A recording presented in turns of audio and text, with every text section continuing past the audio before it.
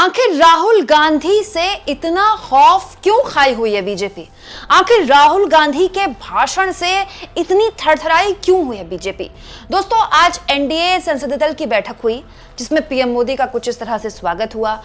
मोदी जी ने अपने YouTube channel में खुद इस वीडियो को अपलोड किया है और इस वीडियो में देखिए मोदी जी आ रहे हैं तो उनका तालियां बजाकर स्वागत हो रहा है।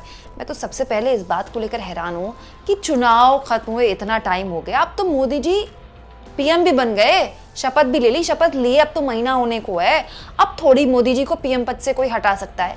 आखिर मोदी जी अब तक बीजेपी संसदीय दल की बैठक क्यों नहीं कर पाए? मतलब मैं सोच रही हूँ ये बात, आपके दिमाग में आई ये बात? अब भाई मोदी जी माना कि बहुमत से दूर हो गए, लेकिन मोदी जी के आगे चूं करने की हिम्मत तो हमारे हिसाब से अब भी बीजेपी में किसी में नहीं होगी। लेकिन आप सोचिए, मोदी जी जब से तीसरी बार पीएम बने हैं तब से एनडीए की बैठक किए जा रहे हैं, एनडीए संसदीय दल की बैठक कर रहे हैं। इससे पहले हमेशा बीजेपी संसदीय दल की बैठक किया करते थे।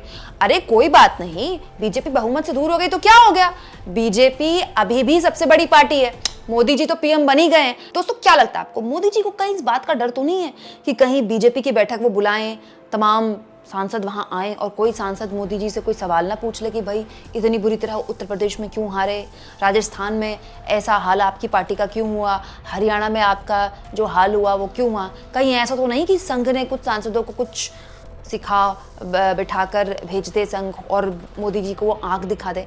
मतलब मैं हैरान हूँ इस बात को देखे। मतलब बीजेपी संसदीय दल की बैठक ही नहीं हुई है जब से चुनाव खत्म हुए हैं, शपथ ग्रहण हुआ है, गठबंधन की सरकार बनी है।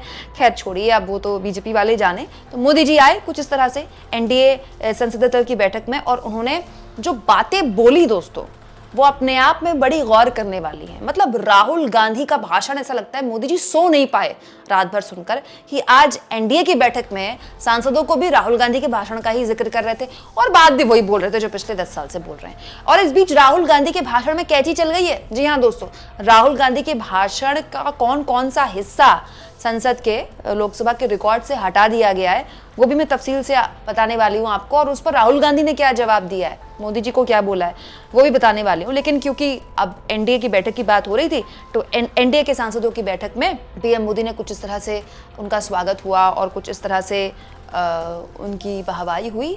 तो मोदी जी ने क्या बोला इस पर किरण रिजिजू ने बाहर आकर बताया कि आज मोदी जी ने हमें एक मंत्र दिया है जो बहुत महत्वपूर्ण है। उन्होंने कहा कि प्रत्येक सांसद देश की सेवा के लिए सदन में चुना गया है, चाहे वो किसी भी पार्टी से हो। देश की सेवा हमारी पहली जिम्मेदारी है। एनडीए के हर सांसद को देश को प्राथमिकता देकर काम करना है। पीएम ने सांसदों के आचरण को लेकर बहुत अच्छा मार्गदर्शन किया। उन्होंने कहा कि प्रत्येक सांसद को अपने क्षेत्र के मामलों के नियम अनुसार सदन में अच्छी तरह तर्क रखना चाहिए। चलिए, इसके अलावा दोस्तों एबीपी न्यूज के हिसाब से, सूत्रों के हिसाब से एबीपी न्यूज के, मोदी जी ने नए सांसदों को राय दी है कि कई लोग आपसे चिपकने की कोशिश करेंगे, आप उससे बचिएगा। दोस्तों, मोदी जी ने कहा कि ऐसे लोगों को वेरिफिकेशन के बाद ही अपने साथ लाएं या संपर्क रखें, मीडिया में बेमतलब की बयानबाजी से बचें। और मोदी जी ने कहा कि अपने अपने क्षेत्रों को पूरा समय दें, तैयारी के साथ संसद में आए, मतलब नए सांसदों को कहा। लेकिन राहुल गांधी पर मोदी जी ने क्या कहा, ये देखिए। मोदी जी ने कहा कि गांधी परिवार ये सहन नहीं कर पा रहा है कि उनके परिवार के बाहर कोई प्रधानमंत्री कैसे बन सकता है, इसीलिए अब उनके व्यवहार में गुस्सा और झुंझुलाहट दिखाई दे रही है। एक चाय वाला तीसरी बार प्रधानमंत्री बन गया, ये वो पचा नहीं पा रहे हैं। गांधी परिवार ने सिर्फ अपने परिवार को आगे बढ़ाया है। हमने देश के सभी पीएम को सम्मान दिया, इसीलिए पीएम म्यूजियम जाएं और देखें। मोदी जी चाय वाले के बेटे हैं, मोदी जी गरीब माँ के बेटे हैं, मोदी जी का पीएम बनना गांधी परिवार सहन नहीं कर पा रहा है। मोदी जी पिछले 10 साल से यही बोल रहे हैं। मोदी जी, आपने पूरा चुनाव इसी बात पर लड़ा है कि आप गरीब माँ के बेटे हैं, जबकि ये आप भी जानते हैं कि पिछले 22 साल से आप सत्ता के केंद्र में हैं। मतलब एक राज्य के मुख्यमंत्री हैं, इतने लंबे टाइम तक आप गुजरात के मुख्यमंत्री रहे और 10 साल से तो आप देश के प्रधानमंत्री हैं। पिछले 22 साल से आप सत्ता के केंद्र में हैं, फिर भी आप गरीब माँ के बेटे वाली बात करते हैं। अब तो चुनाव भी खत्म हो गया, अब मुझे ऐसा लगता है मोदी जी के जो स्क्रिप्ट राइटर्स हैं उनको अपनी स्क्रिप्ट दुरुस्त करनी चाहिए, इससे आगे बढ़ना चाहिए। राहुल गांधी के भाषण में कहीं भी झुंझुलाहट नहीं थी, हाँ जोश बहुत ज्यादा था। बल्कि लोग तो ये भी कह रहे थे कि राहुल गांधी ने सारे विपक्ष के नेताओं को चार्ज कर दिया है। राहुल गांधी के अलावा कल संसद में महुआ मोइत्रा भी बहुत जोशीला भाषण दे गई, हालांकि उनको सुनने के लिए मोदी जी रुके नहीं, मोदी जी चले गए। इसके अलावा दोस्तों राज्यसभा में भी मल्लिकार्जुन खड़गे ने बहुत जबरदस्त भाषण दिया है। तो सवाल ये दोस्तों कि विपक्ष इस बात को समझ रहा है कि लोकसभा के अंदर ऑर्डर बदल चुका है, लोकसभा के अंदर संख्या बल बदल चुका है, लेकिन मोदी जी के जो स्क्रिप्ट राइटर है उनकी मानसिकता अब भी वही 2014 वाली है। मोदी जी गरीब माँ के बेटे हैं, इस बात को पिछले 10 साल से लोगों ने सुना, लोगों ने एक्सेप्ट किया और पसंद भी किया मोदी जी के उस टेम्परामेंट को। मोदी जी को 2 बार पीएम बनाया, तीसरी बार भी देखिए मोदी जी बहुमत न मिलने के बाद भी पीएम बन ही गए ना। लेकिन अब मुझे लगता है कि इससे आगे बढ़ना चाहिए। 10 साल से जिस शख्स ने सरकार चलाई है देश में, वो मुद्दों पर बात करते हुए ज्यादा अच्छे लगते हैं। इसके अलावा दोस्तों अब विवाद इस बात पर भी खड़ा हो गया कि राहुल गांधी के जो कल भाषण था उसमें कौन कौन सी चीजें हटाई गई। जैसे राहुल गांधी ने जो भाषण दिया है कल, उसको सदन की कार्यवाही से हटाया गया है। उसमें जो अंश हैं, राहुल गांधी ने जो हिंदुओं और हिंसा को लेकर जो बयान दिया उसको हटा दिया गया है। अल्पसंख्यकों के साथ भाजपा द्वारा अनुचित व्यवहार किया जाता है, इसे हटा दिया गया है। अग्निवीर सेना नहीं, पीएमओ की योजना है, इसे हटा दिया गया है।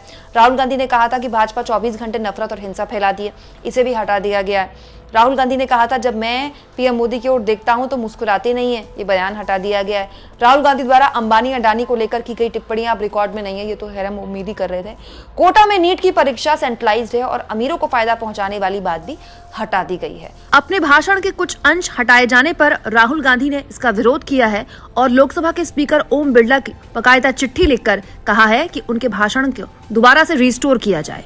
अब इस पूरे के पूरे मुद्दे पर जब राहुल गांधी से सवाल पूछा गया कि आपके भाषण के इतने इंपॉर्टेंट हिस्से को हटा दिया गया है, तो राहुल गांधी ने मीडिया से कहा कि आप मेरी बातों के, मेरे फैक्ट्स को हटा सकते हैं, मेरी बातों के हिस्सों को हटा सकते हैं, लेकिन सच्चाई को नहीं हटा सकते, सच्चाई को एक्सपंज नहीं किया जा सकता।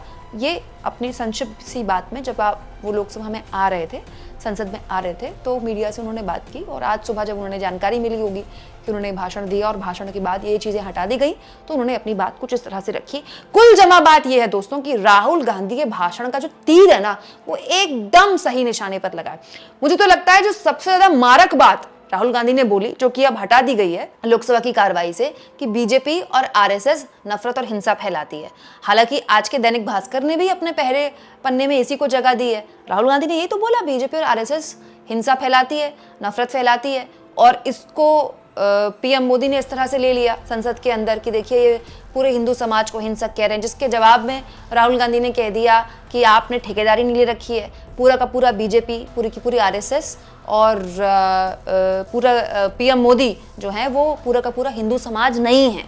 ये बात राहुल गांधी ने संसद के अंदर भी कही, संसद के बाहर भी कही, और जाहिर सी बात है इस पूरे के पूरे मुद्दे पर जो तीर है वो, जैसा कि मैंने कहा, सही निशाने पर लगा है। और यही बात बीजेपी को परेशान कर रही है, और इस हद तक क्या परेशान कर रही है कि एनडीए की बैठक में भी राहुल गांधी का ही जिक्र करना पड़ रहा है पीएम मोदी को। हालांकि आज मोदी जी को लोकसभा के अंदर बोलना है, तो हर किसी की निगाहें इस पर है कि देखते हैं आज राहुल गांधी के भाषण का क्या मोदी जी जवाब देते हैं। और राहुल गांधी ने एक जो एजेंडा सेट कर दिया है संसद के अंदर कि विपक्ष की धार और विपक्ष की आवाज किस तरह से बुलंद होने वाली है, आज किस तरह से मोदी जी इसका जवाब देते हैं। हम उम्मीद करते हैं कि मोदी जी के आज के भाषण में कुछ नई बातें होंगी, कुछ नई बातें होंगी। वो चुनावी भाषणों से आगे बढ़कर कुछ नई चीज़ों का जिक्र करेंगे, खास तौर पर नीट परीक्षा को लेकर कुछ ना कुछ तो जरूर बोलेंगे, हम उम्मीद करते हैं मोदी जी से। दोस्तों आपको क्या लगता है, क्या आज मोदी जी राहुल गांधी के भाषण से बेहतर भाषण दे पाएंगे? आप मोदी जी के भाषण में कौन कौन सी चीजें हो सकती हैं,